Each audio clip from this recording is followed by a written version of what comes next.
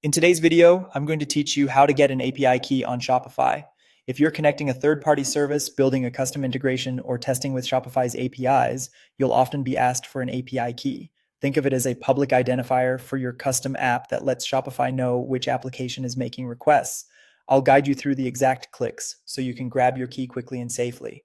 Start by logging in to your Shopify admin. You'll need access to the store's admin area, so make sure you have the proper permissions. Once you're in, look to the bottom left corner and open Settings. This is where Shopify keeps most of the controls that power your store behind the scenes.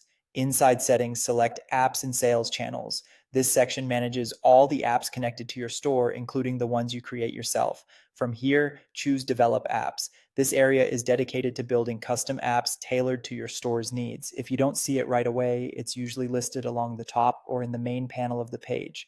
If you're prompted to allow custom app development, go ahead and confirm. Shopify shows this message to remind you that custom apps can access store data and should be created thoughtfully. Approving this simply unlocks the tools you need to continue. Next, click Create an App. You'll be asked to enter an app name. Pick something clear and descriptive so you and your team can recognize it later, such as a name that reflects the integration or the project it belongs to. When you're ready, click Create App to open the app's dashboard. Now open the API credentials section. This is where Shopify displays the identifiers and keys related to your new app. In this view, locate the API key. Copy it from the credentials page. This is the exact value that many services will request when you're setting up an integration. Treat it carefully. While the API key is often public-facing compared to secrets or tokens, you still shouldn't share it unnecessarily or post it publicly. With that, your Shopify API key is ready to use. You can paste it into the tool or service that requested it, and it will recognize your custom app.